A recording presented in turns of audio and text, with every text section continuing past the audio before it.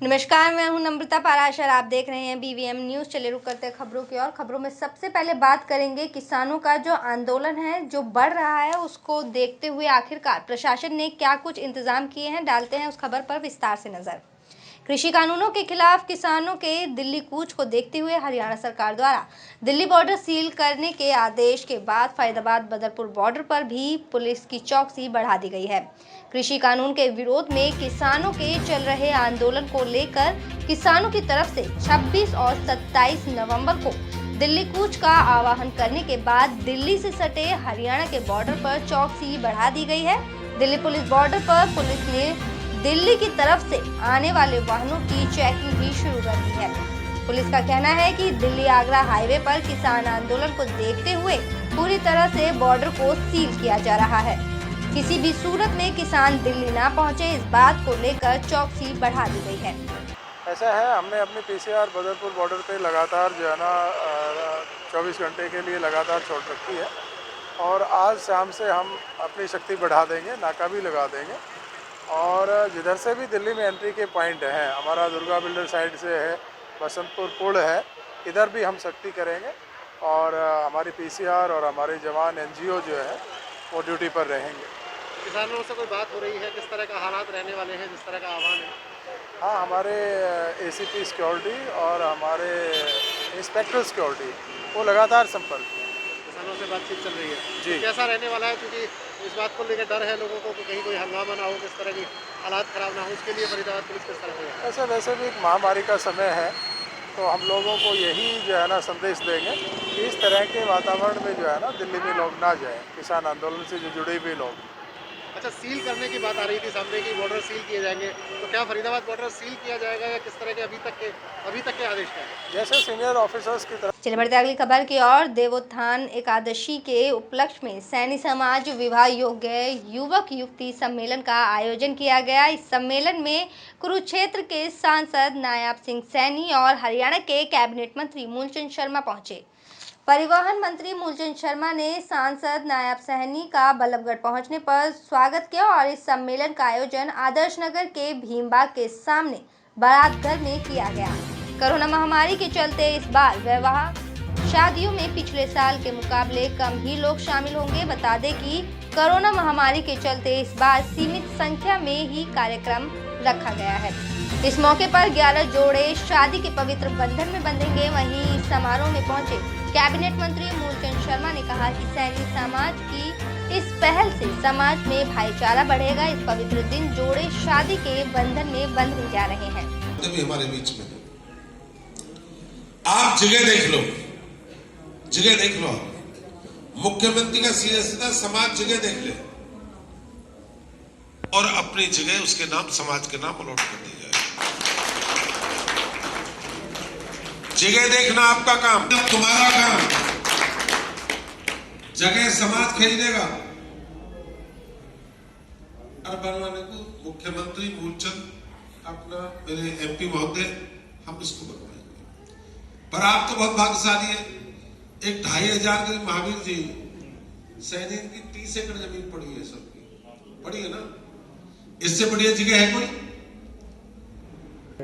ये गरीब लड़कियों की शादी कराई जा रही है सैनी समाज की तरफ से। अच्छा, कितने जोड़ों की शादी की गई है? 6 जोड़ों की। 6 जोड़े। कौन कौन यहाँ मुख्य अतिथि पहुँचे हैं इसमें?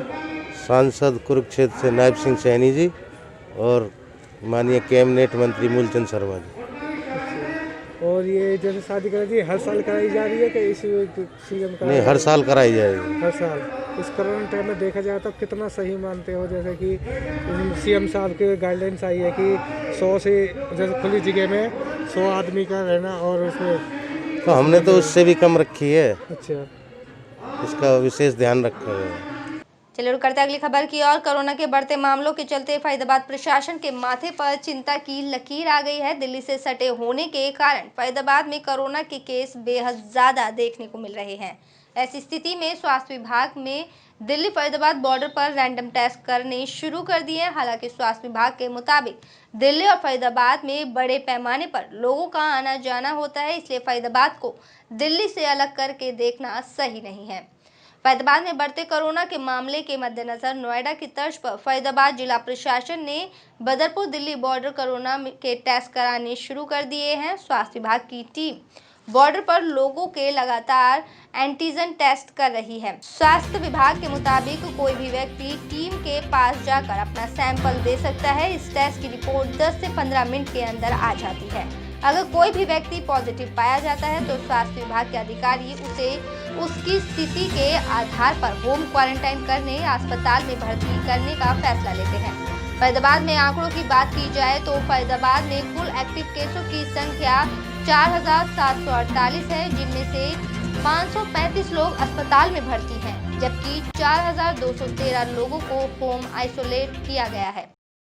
हमारे 3 लाख के टेस्ट हो चुके हैं अभी तक फरीदाबाद की बात की जाए तो, और जहाँ तक के टोटल केसेज की है हमारा 36,841 केस हमारे हो चुके, परंतु उनमें से एक्टिव केस हमारे पास 4,748 हैं, जिनमें से 4,213 होम आइसोलेशन में है, 535 हमारे मरीज एडमिट हैं। कितने टेस्ट चल रहे हैं, किस तरीके के हम टेस्ट कर रहे हैं, और हम देख रहे हैं कि बॉर्डर पर भी आप जो टेस्ट कर रहे हैं, क्या स्थिति क्या है? देखिए, टेस्टिंग की संख्या चूँकि केसेस बढ़ रहे हैं तो हमें बढ़ाने होंगे और उसमें हम लगे हुए हैं। कल भी हमने स्पेशल इसकी प्लानिंग बनाई है कि 34 हमारे ऑलरेडी सेंटर्स हैं जहाँ पे RT-PCR एंटीजन दोनों टेस्टिंग चल रही है, परंतु हमने 19 से जगह और सेलेक्ट की हैं जहाँ पर ज़्यादा भीड़ भाड़ रहती है।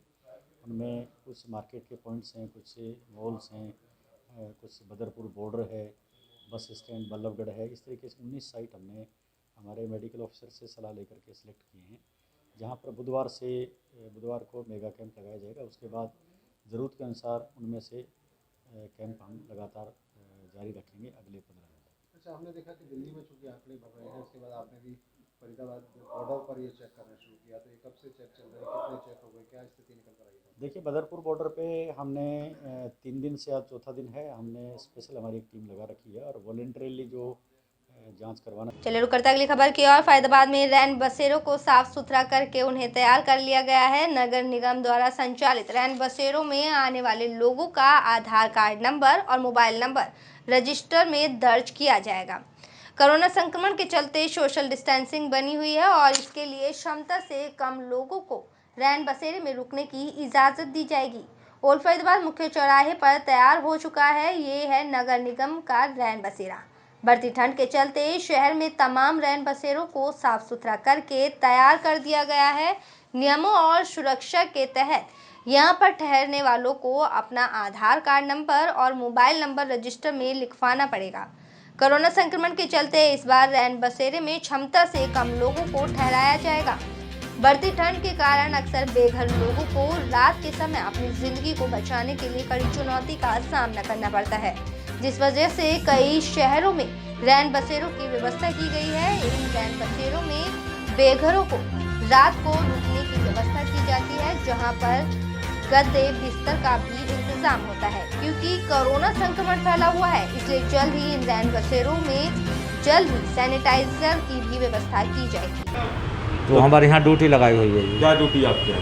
हमारी ये है जी, बाहर से यात्री जो आते हैं हम उनको रोकते हैं, तो उनको आधार कार्ड लेते हैं, आधार कार्ड नंबर लेते हैं, उनका मोबाइल नंबर लेते हैं। आधार कार्ड नहीं है तो मोबाइल नंबर लेते हैं, उसे फिर हम मिलाते हैं। तो कभी ऐसा तो नहीं है झूठा झूठा होता है तो हम बाहर कर देते हैं। जो सही मिल जाए है, बात सही हो जाती है तो हम ले लेते हैं अंदर। शराबी हम कोई लेते नहीं है जी। कितने लोगों की यहाँ पे वो है क्षमता? यहाँ पे ज़्यादा से ज़्यादा 8-9 आदमी मुश्किल से आ सकते हैं। पहले तो काफ़ी आते थे, लेकिन अब कम कर दिए गए हैं। क्यों? क्योंकि हमने दूरी बनाने के लिए ना, बीमारी चल रही है उसकी वजह से हमने दूरी बना दी गई है। क्या क्या सुविधा मिलती है एक आदमी को यहाँ? भाई ये गद्दा है, हम उनको गद्दा देते हैं, और रजाई है यहाँ पे। कुछ रजाई हैं वो है थोड़ी सी, वो हमने अलग हटा दी गई हैं। जो सही कपड़े हैं वो हमने रखे हुए हैं। पानी का इंतजाम भी है, खाने का तो कोई अभी बाबूजी है नहीं। लोगों ने आना शुरू कर दिया है? हाँ, लोगों ने आना शुरू कर दिया है। रात भी आए थे जी 2 आदमी। वो रात हमारे पास वो नहीं था रजिस्टर, मैं रजिस्टर लेके आया हूँ। उस दूसरे रजिस्टर में हमने उसकी एंट्री कर ली थी, तो वो उसमें से हम इसमें उतार देंगे। सैनिटाइज़र वगैरह कुछ है? सैनिटाइज़र नहीं है जी, हमने बोला हुआ है जिस हिसाब से वो बोल रहे थे, मैं 1-2 दिन में कर दूंगा सारा काम, और हो सकता है आज। चलिए बढ़ते अगली खबर की ओर। राजकीय वरिष्ठ माध्यमिक विद्यालय सेक्टर 7 में रोटरी क्लब ऑफ फरीदाबाद आस्था की ओर से जरूरतमंद छात्रों को 100 स्मार्टफोन वितरित किए गए। इस कार्यक्रम में मुख्य अतिथि के तौर पर फरीदाबाद के डीसी यशपाल यादव मौजूद रहे, जिनके हाथों से छात्रों को स्मार्टफोन वितरित किए गए। इस मौके पर जिला मौलिक शिक्षा अधिकारी ऋतु चौधरी ने रोटरी क्लब ऑफ फरीदाबाद आस्था का धन्यवाद कर स्मार्टफोन वितरित को एक बहुत ही सार्थक पहल बताया। कहा कि इस स्मार्टफोन का प्रयोग कर छात्र अपनी शिक्षा को और ज़्यादा सुविधाजनक बना पाएंगे।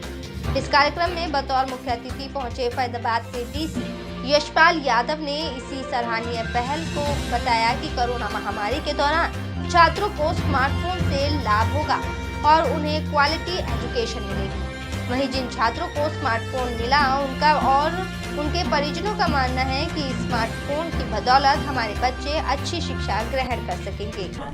क्या नाम है आपका? और कशिश किस स्कूल में पढ़ते हैं और कौन सी क्लास है आपकी? गवर्नमेंट सीनियर सेकेंडरी स्कूल नराले में पढ़ती हूँ और I study in 10th class. आपको फ़ोन मिला है, किस लिए फ़ोन मिला है?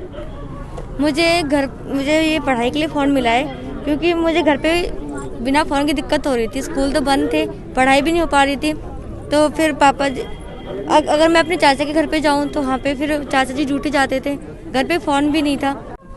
सर सीमा, आज फ़ोन किस लिए मिला है आपको और किस तरीके से जब लोग स्कूल बंद थे उन दिनों में किस तरीके से पढ़ाई करते थे? सर फ़ोन हमें इसलिए पढ़ाई करने के लिए मिला है, और जब स्कूल बंद थे तो हमें किसी और के घर पर जाकर पढ़ाई करनी पड़ती थी।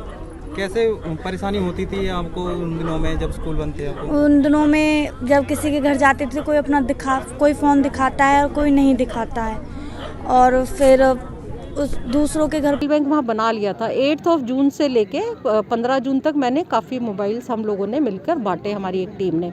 पर क्योंकि मैं गुड़गांव में थी तो मैंने ये जो मुहिम है गुड़गांव में चलाई। जब मैं यहाँ आई हूँ फरीदाबाद अभी अगस्त लास्ट वीक में, तो वो चीज़ स्थिति मुझे देखने को मिली, तो मैंने तभी से इस पर निश्चय किया कि मैं अब यहाँ पे भी सभी बच्चों को हम मिलके मोबाइल उपलब्ध कराएंगे। कुछ मैसेज देना चाहते हैं मैम? मैसेज मेरा यही है कि हमारे जो स्कूल के बच्चे हैं हमारे लिए बहुत ही अपने बच्चों की। क्या प्रोग्राम था? हमारे शिक्षा विभाग के द्वारा और रोटरी क्लब आस्था ने 100 मोबाइल फ़ोन स्पॉन्सर किए हैं, जो हमारे सरकारी स्कूल्स के मेधावी बच्चे थे, सिंगल पेरेंट्स हैं और जिनको फाइनेंशियली इतने इस हालत में नहीं हैं कि वो मोबाइल फ़ोन खुद ख़रीद पाएँ, इसलिए उन लोगों को मोबाइल फ़ोन्स यहाँ से दिए गए हैं।